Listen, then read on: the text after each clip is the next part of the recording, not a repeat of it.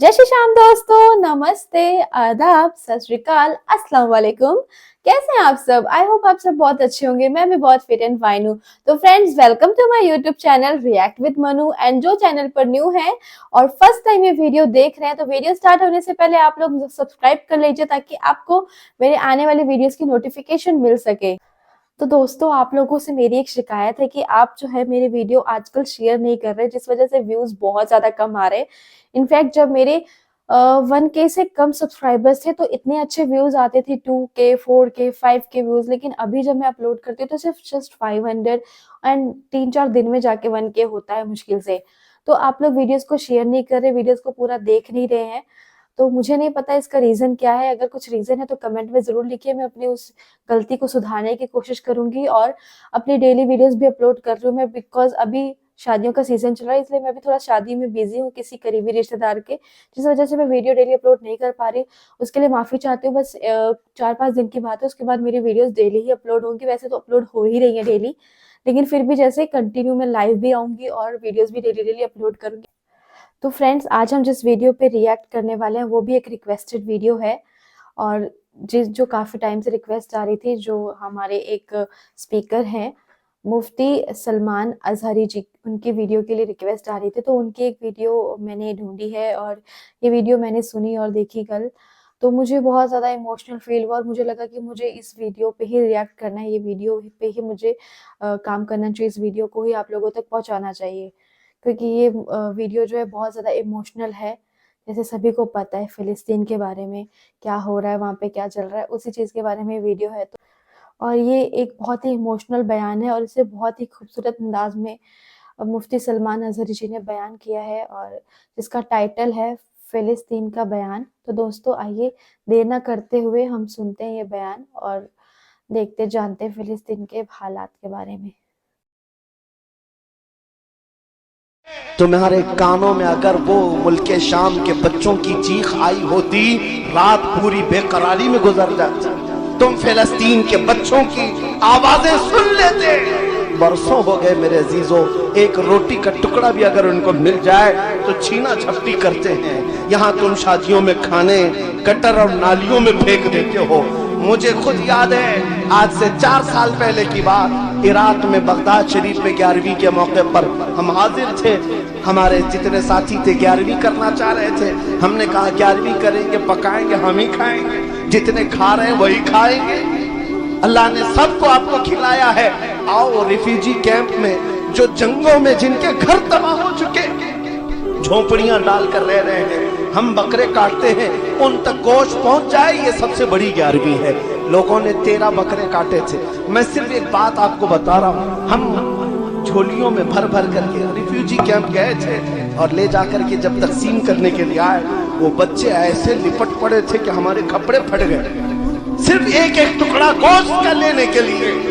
और जब एक पाव किलो का गोश्त का टुकड़ा किसी बच्चे को दिया जाता, वो चूमता था, आंखों से लगाता था, अपनी अम्मा को पुकारते हुए झोपड़ी में भाग रहा होता कि अम्मा गोश्त आ गया, गोश्त आ गया। ये मंजर देखकर जितने हम तकसीम करने के लिए गए थे रो पड़े थे मेरे अजीजों।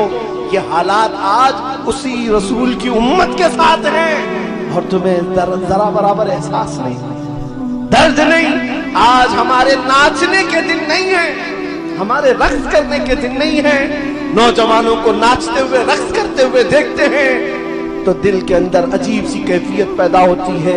तुम्हें पता है मेरे आका ने फरमाया, चम्मच गिरने की जो आवाज आती है इससे भी शैतान खुश होता है। घर के अंदर चम्मच गिरने की आवाज शैतान को वो भी अच्छी है। और जब औरत, इसीलिए बुजुर्ग फरमाया करते, जो पायल पहनती है उसमें घुंघरू लगे होते, मना है क्या उसके पायल के घुंघरुओं की आवाज पर शैतान नाचने लगता है। ये तो छोटी छोटी आवाजें, और तुम जो डीजे लगाते हो उससे तो पता नहीं कितनों के कलेजे फट जाएं, कितने हार्ट पेशेंट मर जाएं, कितनों के घरों के सामान हिल जाएं। तुम इतनी बड़ी बड़ी आवाजों पर रक्स करते हो और क्या करने जा रहे हैं, क्या करने जा रहे हैं। कहते तो है हम सुन्नत रसूल को आबाद करने जा रहे हैं, शादी सुन्नत रसूल है। भला ये मुमकिन कैसे है? मेरे नबी की सुन्नत अमल करने जा रहा है, हराम तरीके से इब्तिदा। ये पॉसिबल नहीं हो सकता, ये मुमकिन नहीं है।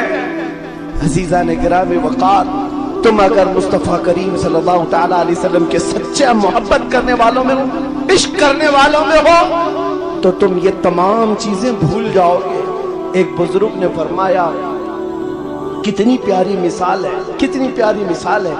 एक यहूदी ने उनसे कहा, उस बुजुर्ग से कहा कि तुम्हारी कितनी जमातें हैं? एक मौलाना ये कहता है, एक मौलाना ये कहता है। यहूदी डिबेट कर रहा था। उन्होंने कहा हाँ है, इख्तिलाफात है। कहा मुझे लाल पसंद है, इनको हरा पसंद है, इनको काला पसंद है। हम में सबकी पसंद अलग अलग है, लेकिन जब हमसे ये कह दिया जाता है रसूलुल्लाह की ये पसंद है, हमारी सारी पसंदें कुर्बान कर देते हैं। फिर हमारे दरमियान लाल काला पीला नहीं आता, हम उस पर चलते हैं जो रसूलुल्लाह की पसंद है। ये उम्मत का खासा होना चाहिए। आज ये फकीर कादरी आपके सामने आकर खड़ा होकर ये अर्ज कर रहा है, मेरे मुस्तफा को कैसा मुआशरा पसंद था, कैसा मुआशरा पसंद था। क्या आप वो बनना नहीं चाहेंगे जिसको देखकर रसूल पसंद करे, रसूल पाक सल्लल्लाहु तआला अलैहि वसल्लम जिसको पसंद करे। मुझे एक बात याद आती है, कमरे में था कुछ दिनों पहले किसी प्रोग्राम में, और एक साहब, एक नौजवान लड़का मुलाकात के लिए आया, सज संवर करके, बहुत उम्दा कपड़े पहना, उम्दा खुशबू लगाया, सुरमा लगाया आया। मुलाकात करने के बाद मैंने पूछा, क्या हमेशा इसी तरह के लिबास में रहते हो? कहा नहीं, आज आपसे मिलना था इसलिए तैयार होकर क्या ये कपड़े पहन कर आया। मैंने कहा मैं तो एक बहुत छोटा आदमी हूं, गुनहगार आदमी हूं, आपने मुझसे मिलने के लिए पूरा हुलिया चेंज किया। क्या आपको खबर है अचानक एक रात आएगी जब मलकुल मौत रूह निकालेंगे और तुम रसूलुल्लाह से मिलने के लिए कब्र जा रहे होंगे, तुम कब्रिस्तान जा रहे होंगे। तुमने कभी सोचा कि मेरे मुस्तफा से मिलने के लिए मुझे जाना हो तो मैं किस तरह तैयार होऊंगा? उस वक्त मलकुल मौत तुम्हें तैयारी करने का मौका नहीं देगी। इसीलिए हम वक्त तैयार रहो, जिस दिन भी आ जाए इज़राइल लब्बैक कहो और चल पड़ो कि रसूलुल्लाह की बारगाह में जाना।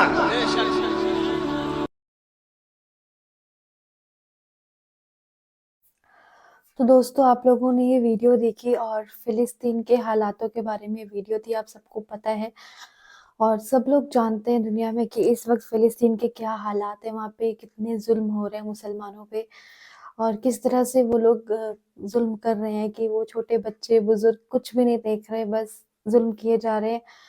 तो बस हम प्रे करते हैं फिलिस्तीन के लिए कि अल्लाह सब कुछ जल्दी ठीक कर दे और जो लोग ये गुनाह कर रहे हैं, जो लोग इस गुनाह के भागीदार बन रहे हैं, उनको उनको थोड़ी अक्ल दे और उनके गुनाहों को माफ करे अल्लाह, क्योंकि वो लोग जानते नहीं कि वो क्या पाप कर रहे हैं। इतने ज्यादा वो पाप मतलब इतने ज्यादा पाप कर रहे हैं ना, इतने ज्यादा पाप कर चुके हैं और इतने ज्यादा वो नेगेटिव हो चुके हैं कि उन्हें कुछ दिख ही नहीं रहा नफरत के सिवा। तो हमें इस तरह की नफरत नहीं चाहिए, ना हम इस तरह की नफरत फैलाना चाहते हैं। हम सिर्फ जो है प्यार बांटना चाहते हैं, प्यार फैलाना चाहते हैं और यही जो है हमारे हुजूर भी करते थे और यही उनका मैसेज था कि हम किसी के लिए भी नफरत ना रखें अपने दिल में। जो हमसे नफरत भी करता है उसके लिए भी हमारे दिल में मोहब्बत हो और हमारे लिए दया भावना हो, मतलब एक उनके लिए दयालु नेचर हो हमारे अंदर। ये नहीं कि हमें उनसे नफरत करनी है, अगर इसने मेरा अच्छा नहीं किया तो मैं भी इसके साथ अच्छा क्यों करूं। ऐसा हुजूर के अंदर कभी भी नहीं था। वो हर किसी का भला करते थे, इनफैक्ट जो उन पे पत्थर मारते थे उनके लिए भी दुआ करते थे। तो हमें भी इस तरह ही बनना चाहिए और जो लोग भी ये गलत काम कर रहे हैं, जो भी लोग भी इस पाप में भागीदार बन रहे हैं, बस मैं उनके लिए दुआ करती हूँ कि उनको जल्दी अक्ल आ जाए, उनको समझ आ जाए और अल्लाह उनके गुनाहों को भी माफ करे, क्योंकि वो जाने अनजाने बहुत बड़ा पाप कर रहे हैं जो उन्हें पता ही नहीं कि वो किस तरफ जा रहे हैं। और इसी तरह सलमान अजहरी जी ने एक किस्सा बताया कि एक लड़का जो था उनसे मिलने के लिए गया, तो बहुत ही तैयार होके रेडी होके एकदम टिप टॉप बन के। तो उन्होंने पूछा कि क्या तुम डेली ऐसे ही कपड़े पहनते हो, पहनावा ऐसा ही है तुम्हारा, या तुम आज स्पेशली ऐसे रेडी होकर आए हो? तो उसने बोला कि मैं स्पेशली ऐसे रेडी होकर आया सिर्फ आपसे मिलने के लिए। तो उन्होंने बताया कि मैं तो एक छोटा सा आदमी हूँ, मामूली सा इंसान हूँ और तुम मुझसे मिलने के लिए इतने तैयार होकर आए हो। तो जब कयामत की रात होगी, कयामत आएगी और जब हम अपने अल्लाह से मिलेंगे, जब हम उनसे मिलेंगे, तो उस वक़्त के लिए क्या तैयारी है तुम्हारी? उस वक़्त तुमने सोचा है कि तुम कैसे तैयार होके जाओगे, कैसे दिखोगे? तो इसका मतलब ये है कि हमें सिर्फ़ लिबास से अच्छा नहीं दिखना है, अंदर से अच्छा दिखना चाहिए, क्योंकि हमारे जो कर्म है, वही हमारे साथ जाने वाले हैं।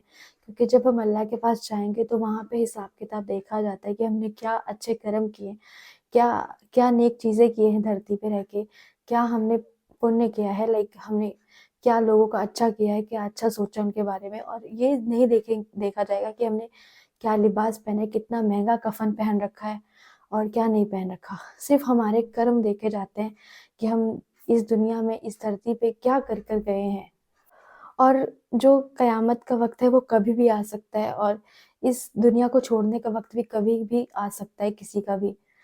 तो उसके लिए हमें रेडी रहना चाहिए, अच्छे कर्म करने चाहिए और अच्छी सोच रखनी चाहिए। किसी का भी जाने-अनजाने भी गलत या बुरा नहीं करना चाहिए, हमेशा अच्छा ही करना चाहिए। ये सिर्फ़ बातें मैं कह नहीं रही, बल्कि हमें इस बातों पे अमल भी करना चाहिए और हमें ये फ़ॉलो करनी चाहिए चीज़ें। और मुझे उम्मीद है कि जो मेरे सब्सक्राइबर्स हैं और जितने भी मेरे भाई-बहन हैं, सब इस बातों को ज़रूर फ़ॉलो करेंगे, क्योंकि मेरे सब्सक्राइबर्स जो हैं सब बहुत ही सच्चे और नेक हैं। और इस वीडियो को ज़रूर ज़्यादा से ज़्यादा शेयर करेंगे। मुझे उम्मीद है पूरी आप लोगों से। और दोस्तों, ऐसी वीडियोज़ देखने के लिए आप मुझे सब्सक्राइब ज़रूर कीजिए एंड इस वीडियो को ज़्यादा से ज़्यादा शेयर कीजिए एंड लाइक एंड कमेंट करना बिल्कुल मत भूलिए। यहाँ पे मेरी इंस्टा आईडी मेंशन है, इंस्टा पे मुझे ज़रूर फॉलो कीजिए और इंस्टा पे आप अपनी रिक्वेस्टेड वीडियोज़ के लिंक मुझे डीएम कर सकते हैं। तो अब हम मिलेंगे आपको नेक्स्ट वीडियो में, तब तक के लिए अल्लाह हाफ़िज़।